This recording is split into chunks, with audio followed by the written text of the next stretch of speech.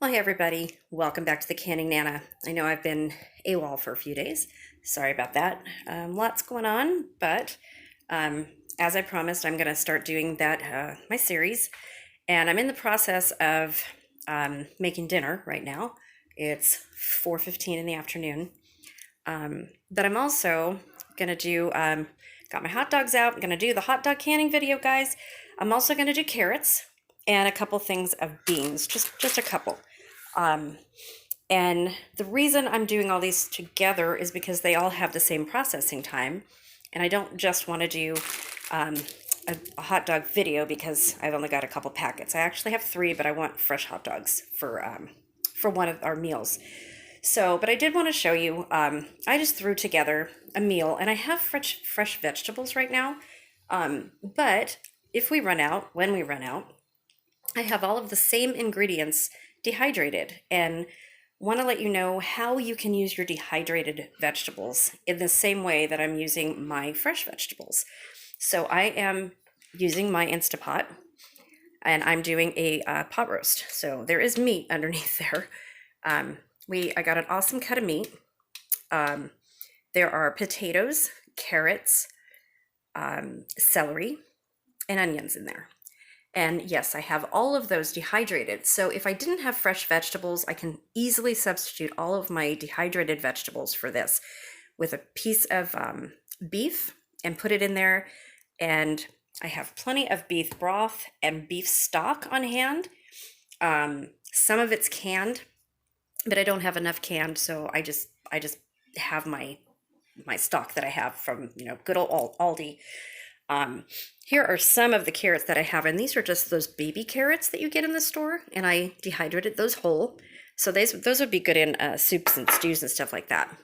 And then I have whole onions, big pieces of celery, and then canned carrots and dehydrated carrots. So either one. So I can still make this meal because I prepared far in advance by preserving some food.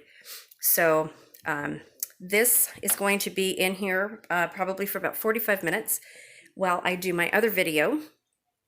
So I'm going to put the lid on, and I hope you guys are all doing really well.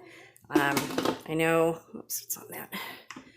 I know it's a kind of a weird time for everybody, but I hope you're all staying safe and you have the food that you need. And I'm going to try to walk you through basics of food storage, such as beans, rice, carrots, can your carrots, potatoes, green beans, any kind of vegetable that your family likes.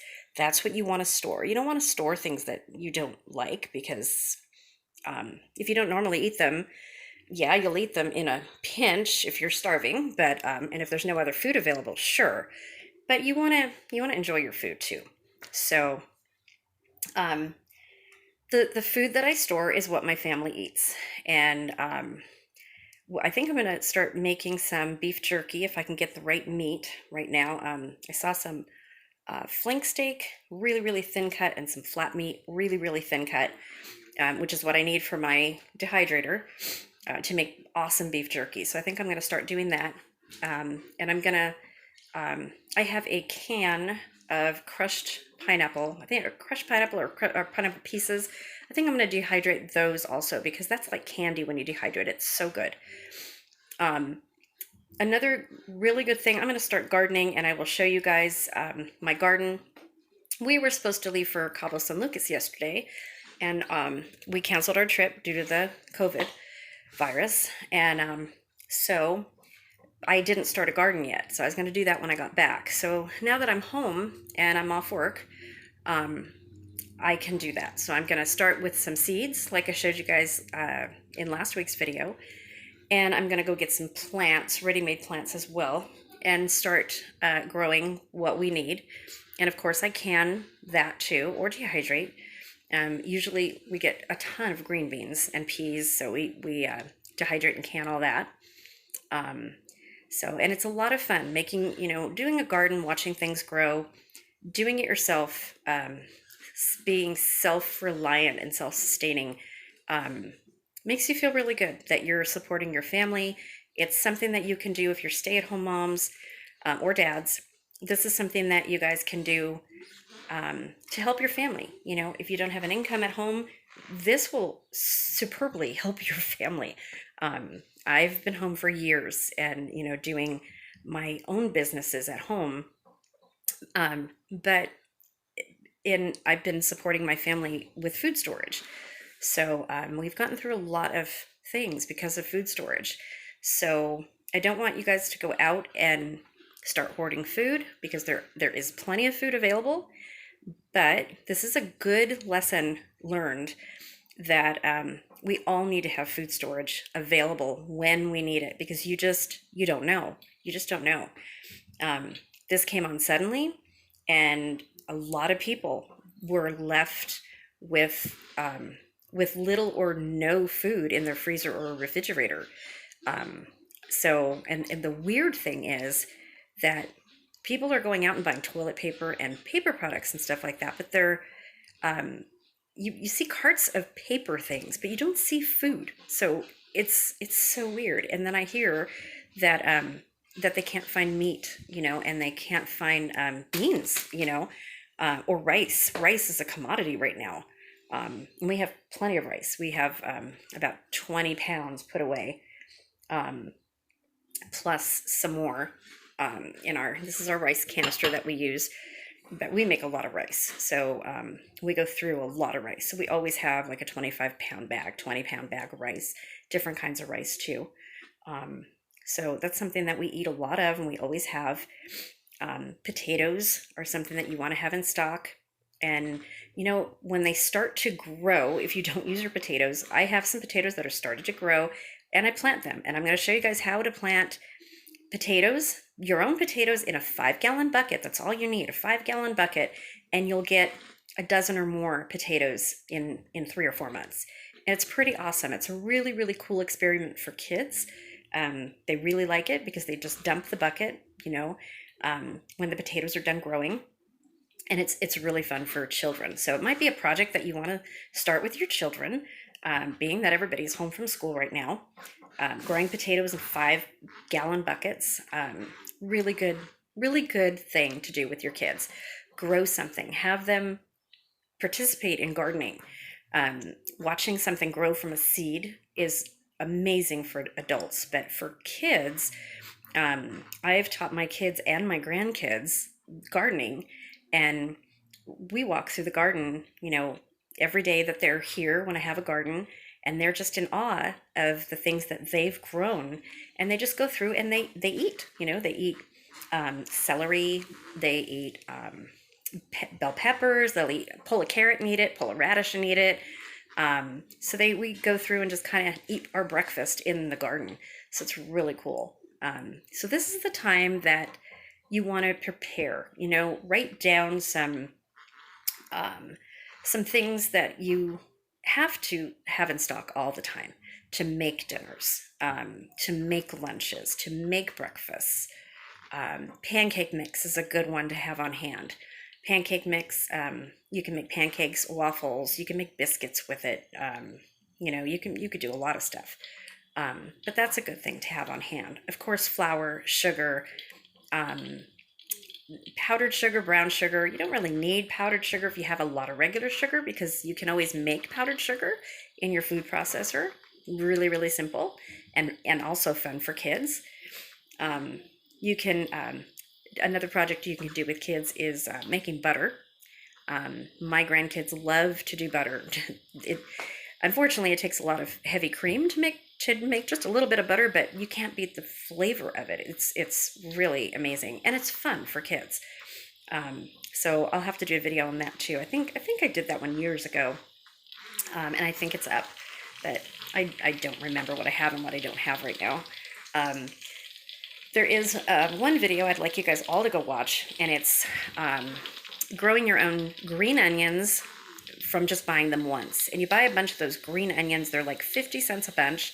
Get a couple of them, plant them. In my video, I show you how to do it. You cut them off halfway, and then you plant them in the ground, and they sprout within a couple days. You'll see them sprouting, and you will never buy green onions again. Unfortunately, when I moved, I left mine behind, so I don't have them right now. But I'm going to be starting that, and I'll do another video and I'll show you guys how to do that, because that is something that I'm going to be doing. Same as celery. You can start your own celery that way. I grow celery in the garden. We're in a really good climate here, so we can pretty much grow whatever year round. It doesn't get really cold here. It doesn't get really hot. We're near the ocean, and it's, you know, a little bit humid year round, not too humid, but we can pretty much grow everything, from strawberries to bananas year round. So it's pretty cool. And we have a lot of exotic fruits around here too. I have a loquat tree now where I am, so I'm going to be making loquat jam this year.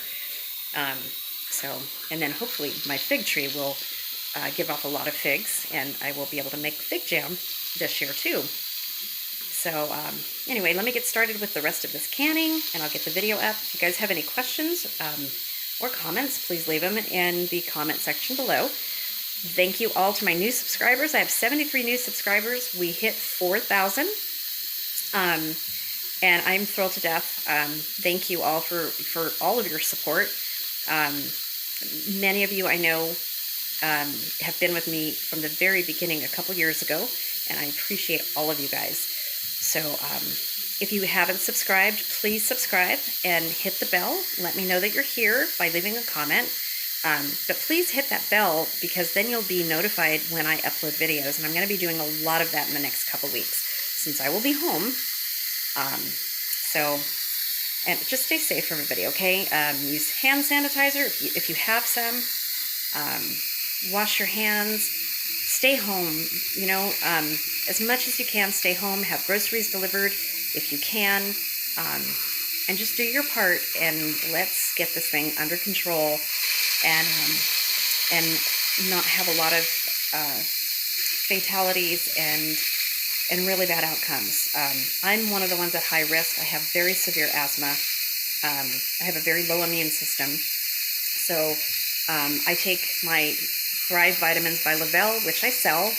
And I've been doing that for almost 6 years now. And my immune system is much, much better because of those. I swear it's because of those. They have everything I need in them, and they give me energy. And, you know, so I highly recommend those. If you guys have any questions about that, please leave a comment, or leave a comment. That's fine. I don't push anything I sell. So if you have any questions or anything like that, just let me know. I also do J.R. Watkins, which is booming right now because you can get seasonings,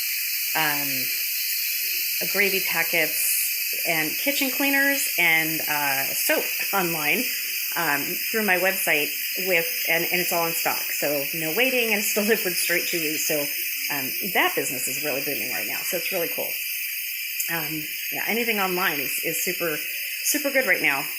So anyway, so I can smell my pot roast. My Instapot's going. Love this thing. So I'm going to get all this ready, and then I will have another video up for you guys and show you how to do the hot dog video, and canned carrots, and some beans as well. I will see you guys soon. Please stay safe. Please ring that bell and subscribe, guys. Thank you. Thanks for watching. Bye-bye.